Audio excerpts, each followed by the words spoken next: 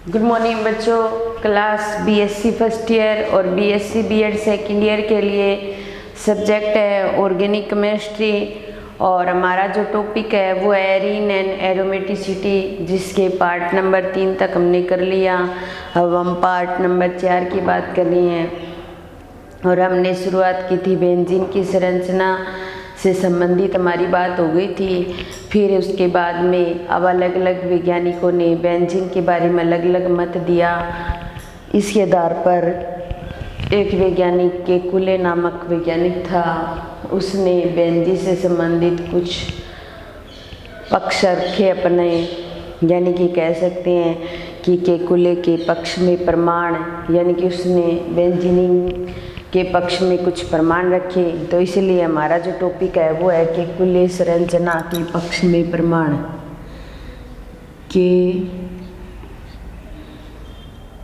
Kekule संरचना के पक्ष में प्रमाण।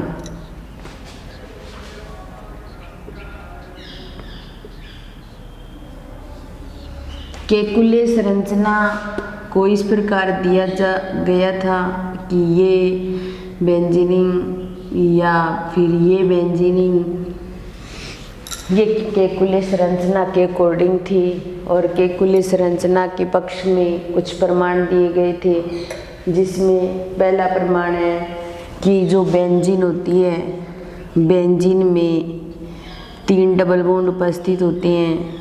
बेंजीन में क्या होते हैं? 3 डबल बॉन्ड उपस्थित होते हैं और डबल बॉन्ड उपस्थित होने के कारण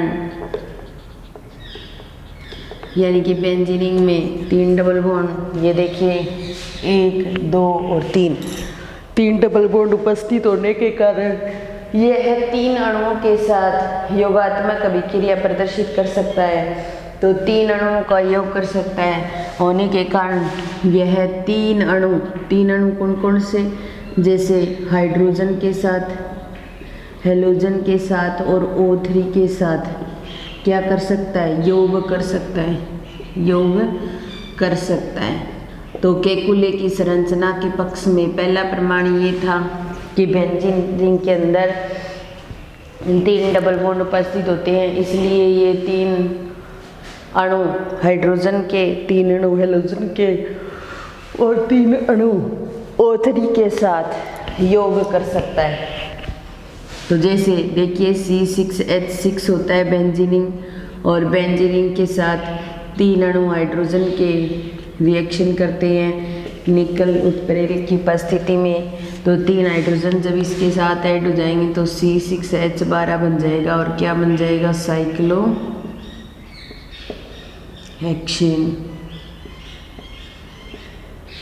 साइक्लोहेक्सेन का निर्माण हो जाएगा। अब देखिए फिर वापस बेंजीन ले रहे हैं हम और 3 अणु Cl2 के साथ रिएक्शन करवा रहे हैं और Cl2 के साथ रिएक्शन करवाते हैं तो हमें C6H6 और Cl6 प्राप्त होता है, जिसे बोला जाता है BHC, बेंजीन हेक्साक्लोराइड। BHC का पूरा नाम है बेंजीन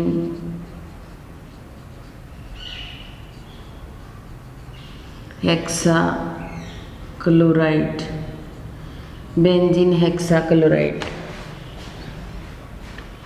अब देखिए बेंजीन के साथ में जब 3 अणु ओजोन के जुड़ेंगे तो C6H6O9, एक ओजोन के अणु में 3 ऑक्सीजन है तो 3 में कितनी हो जाएगी? 9 हो जाएगी। तो इस तरीके का कंपाउंड बना सकते हैं और इसको बोला जाएगा बेंजीन ट्राइओजोनाइड।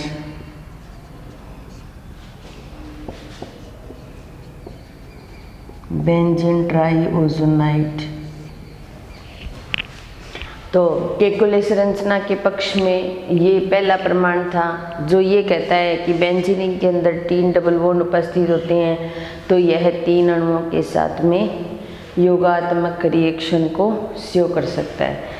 अब दूसरा प्रमाण ये कहता है कि हमारे पास जो बेंजीनिंग है उसमें कार्बन व हाइड्रोजन की संख्या जो होती है बराबर होती है। जैसे बेंजीन के अंदर C6H6 लेते हैं तो इसके अंदर क्या होती है, कार्बन और हाइड्रोजन की संख्या बराबर होती है। तो बेंजीन जो केकुले ये कहता है कि ये एक ही प्रकार का उत्पाद बनाएंगे। क्या बनाएंगे? एक ही प्रकार का उत्पाद बनाएंगे। लेकिन ऐसा नहीं हो सकता, ये तो एक से ज़्यादा उत्पाद भी बना सकते हैं। तो इसका मतलब ये एक केकुले संरचना की पक्ष के प्रमाण के अंदर कुछ कमी रह जाएगी। कार्बन और हाइड्रोजन की संख्या बराबर होने से बेंजीन का जो अणु सूत्र होता है वो C6H6 होता है। तो केकुले पहली बात तो ये कहता है कि 3 डबल बॉन्ड उपस्थित होने के कारण हाइड्रोजन हैलोजन O3 से योग कर सकता है और कार्बन और हाइड्रोजन बराबर होने के कारण ये क्या करेगा, एक ही प्रकार का उत्पाद बनाएगा। तीसरा केकुले ये कहता है कि हम क्या ले लें, एसिटिलीन ले लें और एसिटिलीन के 3 मॉलिक्यूल ले लें। ये 3 मॉलिक्यूल हैं। इन 3 मॉलिक्यूल को क्या करेंगे, रक्त तप्त नली के अंदर, रक्त तप्त लोहे की नली, यानी कि रक्त तप्त क्या होती है, लोहे की नली होती है, उसके अंदर अगर प्रवाहित करवाएंगे तो हमें क्या प्राप्त हो जाएगी, बेंजीन प्राप्त हो जाएगी। क्या प्राप्त हो जाएगी, बेंजीन। तो हम एसिटिलीन के 3 मॉलिक्यूल को रक्त तप्त लोहे की नली के अंदर अगर प्रवाहित करवाते हैं तो प्रवाहित करवाने पर बेंजीन प्राप्त होती है। क्या होती है, बेंजीन। जैसे देखिए ये एसिटिलीन के 3 मॉलिक्यूल, ठीक है, और इसको क्या करेंगे, रक्त तप्त लोहे की नली,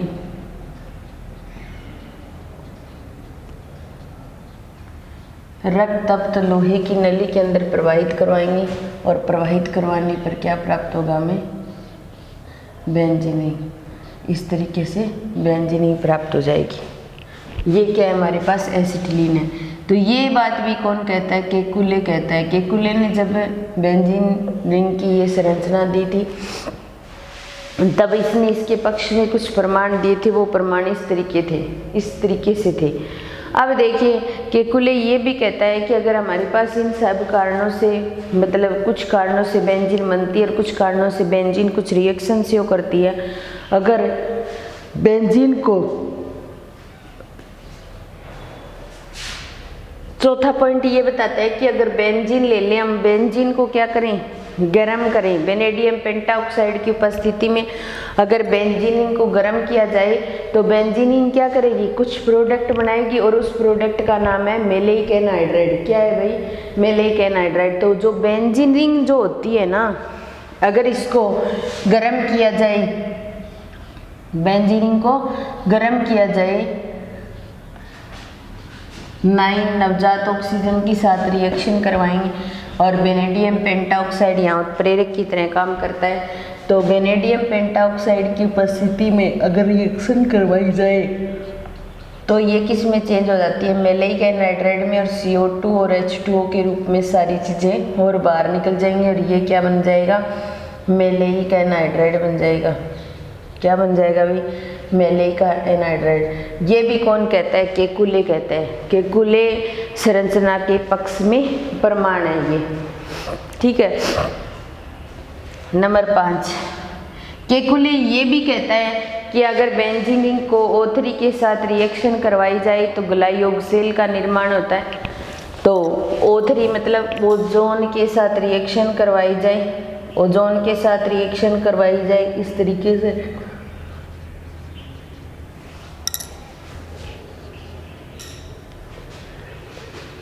जैसे ये बेंजीनिंग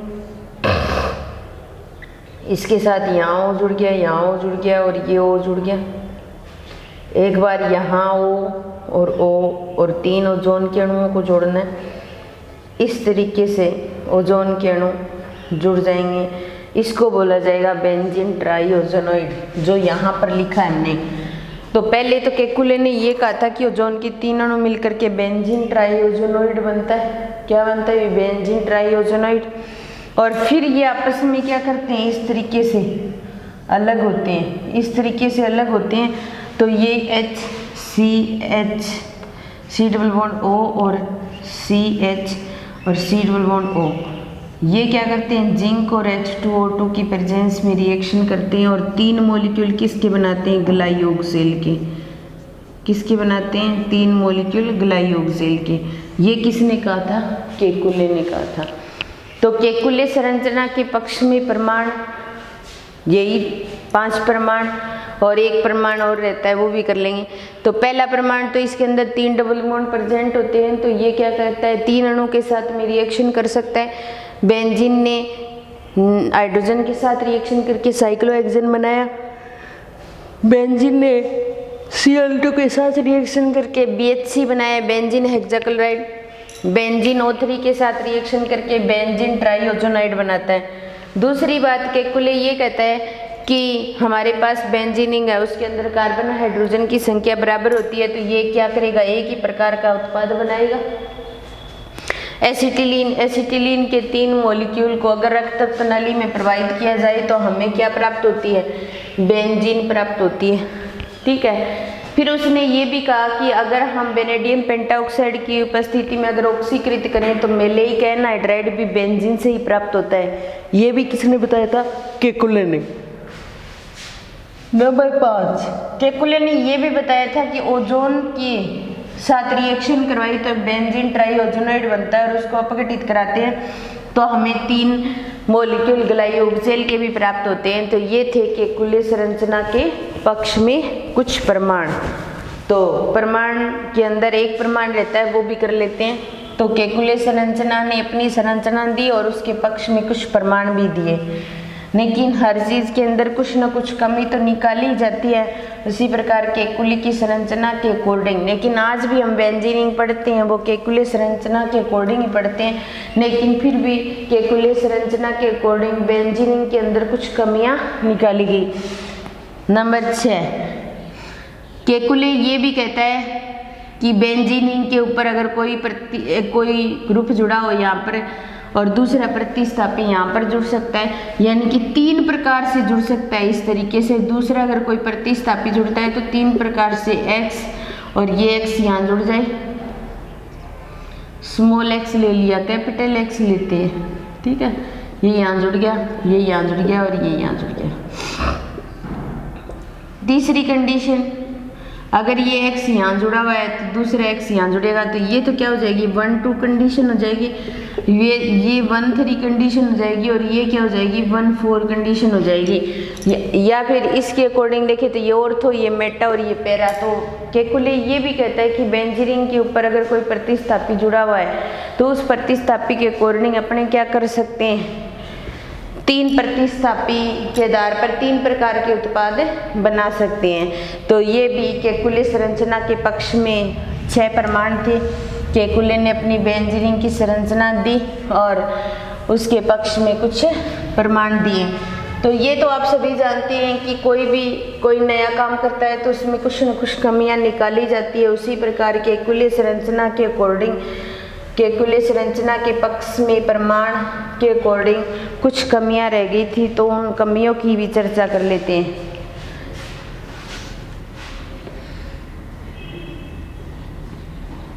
केकुले संरचना की कमियां,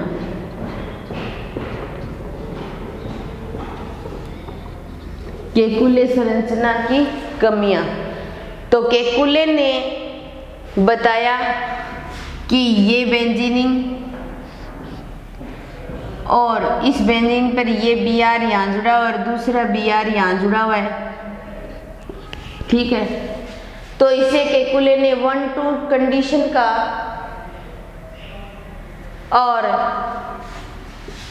अगर ये बेंजीनिंग और इसके अकॉर्डिंग यहाँ Br जोड़ दूँ, ये Br जोड़ दूँ, तो ये भी क्या हो जाएगी, 1-2 कंडीशन हो जाएगी। या फिर हम इसे क्या कह सकते हैं, ऑर्थो कंडीशन, क्या कह सकते हैं, ऑर्थो उत्पाद कह सकते हैं।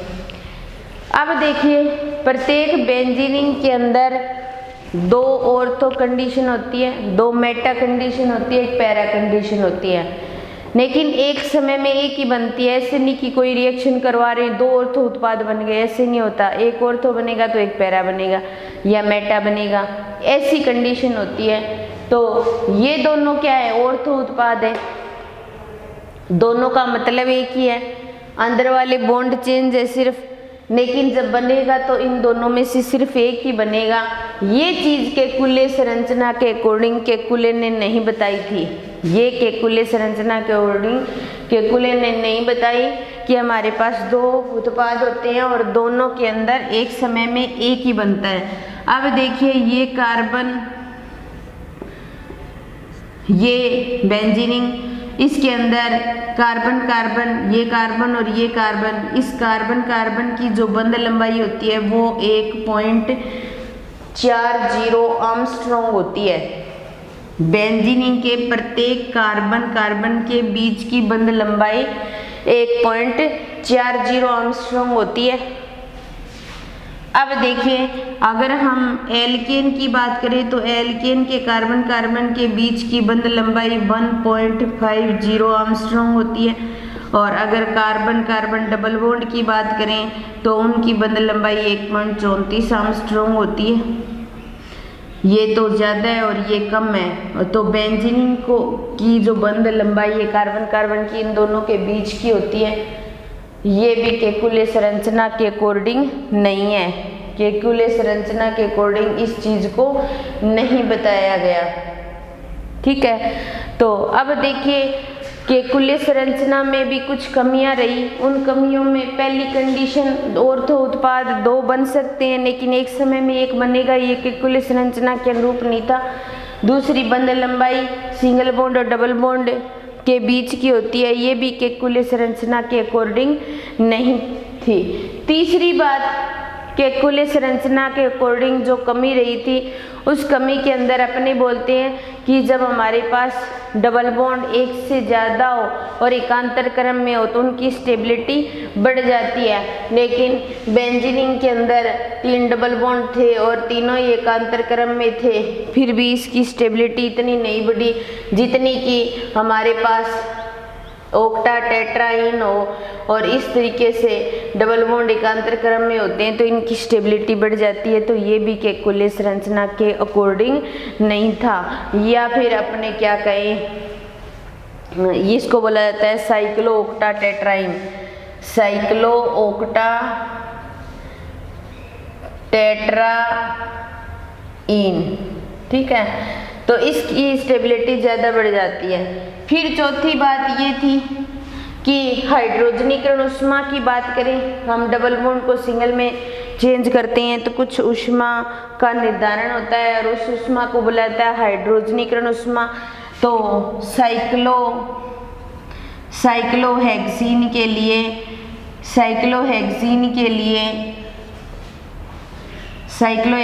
लिए हाइड्रोजनीकरण उष्मा का मान 28.6 किलो कैलोरी मोल इनवर्स होता है। इतना होता है, 28.6 किलो कैलोरी मोल इनवर्स होता है। अगर हम बात करें किसकी, अगर यहाँ पर डेल्टा एच की फॉर्म में लिखते हैं तो डेल्टा एच बराबर होता है -28.6 किलो कैलोरी, क्योंकि ये क्या है, एक उष्माक्षेपी टाइप की विक्रिया है। साइक्लोहेक्सीन में एक ही डबल बॉन्ड है, बेंजीनिन में कितने डबल बॉन्ड है, 3।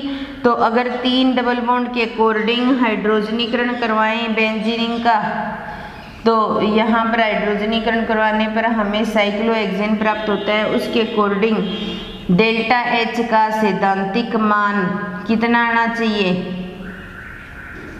सैद्धांतिक मान कितना आना चाहिए, 3 × में 28.6 कितना आना चाहिए डेल्टा एच का मान, -85.8, 18, 24, 1, 25, 6, 1, 7, 8, 85.8 किलो कैलोरी मोल इनवर्स आना चाहिए। लेकिन इसका सैद्धांतिक मान जो डेल्टा एच की प्रैक्टिकल मान है, प्रैक्टिकल वैल्यू है, प्रैक्टिकल वैल्यू कितनी है भाई, डेल्टा एच की -40 49.8 ये लगभग है, ठीक है। तो 0 और 15 मूल हो गया 6, और इधर फिर 7 में से 4 गए 3, तो -36 किलो कैलोरी एनर्जी एक्स्ट्रा बच जाएगी, ठीक है। अगर स्थायित्व की बात करें तो केकुले संरचना के अकॉर्डिंग 2 प्रतिस्था भी बनते हैं, एक समय में एक ही बनेगा। बंध लंबाई 1.40 एंगस्ट्रॉम इन दोनों के बीच की होती है। एकांतर क्रम में अगर डबल बॉन्ड होते हैं तो बेंजीन की स्टेबिलिटी बढ़ जानी चाहिए, लेकिन ऐसा नहीं होता। साइक्लो ऑक्टा टेट्रा इनकी स्टेबिलिटी ज़्यादा होती है। साइक्लोहेक्सीन के लिए 28.6 किलो कैलोरी एनर्जी मुक्त होती है, लेकिन जब हम हाइड्रोजनीकरण कराएं बेंजीन की सैद्धांतिक वैल्यू कितनी आनी चाहिए इतनी, लेकिन इसकी वैल्यू तो कितनी आती है, प्रैक्टिकल वैल्यू आती है 49.8 किलो कैलोरी। कितनी आती है? 49.8 किलो कैलोरी। तो इसलिए ऊर्जा का यह अंतर जो होता है वो किसको शो करता है? स्थायित्व ऊर्जा को। स्थायित्व ऊर्जा, अब देखो स्थायित्व ऊर्जा कितनी है? -36 किलो कैलोरी मोल इनवर्स, घटाने पर इतनी बच जाएगी। तो इस आधार पर ये थे कि कुल्ले संरचना के पक्ष में प्रमाण और उससे संबंधित कुछ कमियां जिनको केकुले संरचना के अनुरूप नहीं माना गया। तो आज की क्लास तो यहीं समाप्त करते हैं, बाकी नेक्स्ट क्लास में करेंगे। धन्यवाद।